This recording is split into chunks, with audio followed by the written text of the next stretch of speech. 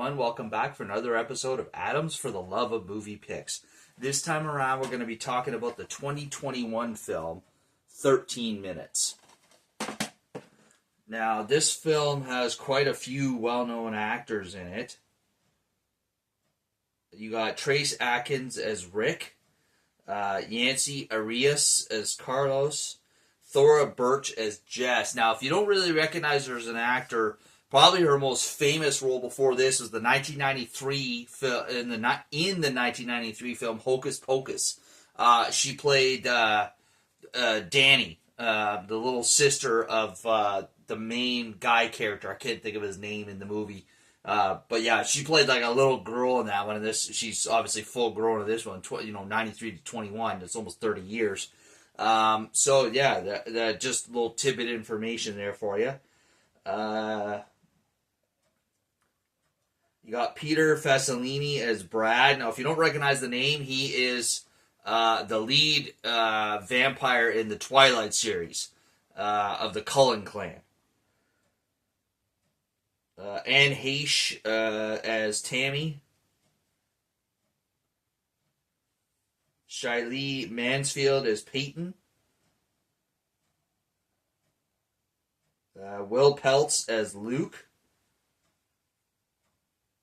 Davi Santos as Daniel. Amy Smart as Kim. And Sofia Vasavela as Maddie. Oh, and Paz Vega as Anna. It's pretty much the extent of the well-known actors in this. So, 13 Minutes is a fictional disaster film set in a fictional Oklahoma town. It's loosely based around real events of, based off of tornado events that have happened in various parts of the American Midwest. So this, of course, takes place in the American heartland in a fictional Oklahoma town, centered around 4 different families going through 4 different things at the time that the tornado hits. You got Thora Birch's character and the girl that plays Maddie, her daughter. They're kind of, they're in a strange relationship, and Maddie also happens to be dealing with an unwanted pregnancy at the time. Then you've got Anna and Carlos, who are, Carlos is an undocumented immigrant. They're trying to make a living for themselves in America. Then you've got Peyton, Kim, and Brad, mother, father, daughter. Brad's a weatherman. Kim's part of the emergency management for the county. And then, of course, their daughter, Peyton, happens to be deaf, so she has her own challenges. And then the last one is the farming family of Rick, Tammy, and their son, Luke.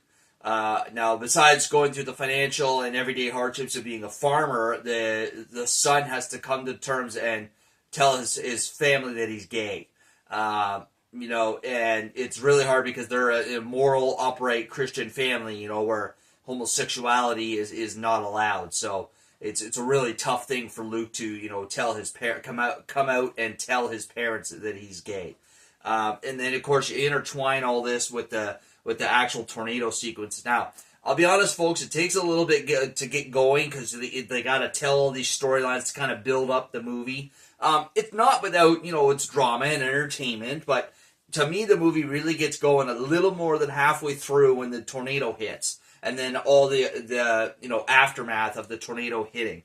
Now, I got to tell you, I've seen a lot of disaster movies in my time, and this one, for me, is probably the most accurate. I've seen a lot of, videos, news things of real tornadoes hitting and what it looks like after a tornado hits. And what it happens during a tornado. And this was very realistic, in my opinion, and very well thought out and researched. You almost felt like you were in the middle of a tornado disaster in the American heartland. Now, that being said, like one of the most awe-inspiring scenes, in my opinion, even though it was CGI, it was still very well done CGI. It's actually on the cover. If you could see it, the little girl, Peyton, is standing on the street out in front of her house as this giant tornado is coming towards her. It's quite amazing. Like, this tornado is a monster. there was such a thing as an F6 or an EF6, this thing would be an EF6. Like, it's monstrous. Needless to say, it wipes out this fictional Oklahoma town, basically wipes it off the map. One of the other scenes that is really awe-inspiring, and I've read and heard of true tornado stories of people surviving this way. Anna happens to work in a hotel. The manager, for whatever reason, takes off, leaving her and another maid, or whatever you want to call her, to deal with all the residents of the hotel and trying to get them to safety. Now, the hotel, I guess, for whatever reason, it seems a little strange that a hotel in the American heartland wouldn't have a basement and or tornado shelter, but this one doesn't. And they are forced to take shelter inside the hotel's walk-in freezer, which I've heard in a lot of places, if there isn't, especially if you have a lot of people, like, bathrooms kind of is not an option. Obviously there's no basement to go into. So that's probably the safest place they could go. And I've heard stories of people who have lived through a tornado event by seeking shelter, especially if they're trapped in a restaurant, or a hotel in this case, by seeking shelter in a walk-in cooler. But while they're in there, this thing is just pelting this cooler with, hail and debris, and there's stuff piercing the sides of this cooler. Like, it's absolutely terrifying. And I can imagine that's probably what it would be like to be inside a cooler during a real, large-scale tornado. So, there's quite a few really good disaster scenes in this, and I think they did a good job with it. The actors they've chosen, there's some well-seasoned actors in this, so they really add to their characters, and it's just an overall enjoyable film. I forget how I exactly came across this film.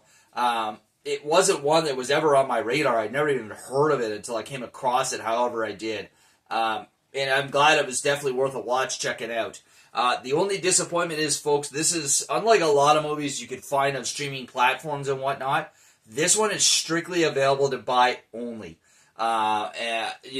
Amazon, or in my case, I picked it up for a good price on eBay. But yeah, highly recommend 13 Minutes if you're a fan of disaster films that intertwine with a good storyline. I think this is an enjoyable movie that you will definitely like. So there you are, folks. That's all we have for you this week. As always, if you enjoy my channel, please click that thumbs up button, leave a like down below. As always, feel free to leave a comment down below in the comment section. And if you really enjoy my channel, please subscribe, okay? I greatly appreciate it. That's all we have for you this week. We'll catch you next week for another episode. And now, folks, it's time to say goodnight. We sincerely appreciate your patronage and hope we've succeeded in bringing you an enjoyable evening of entertainment. Please drive home carefully and come back again soon. Good night.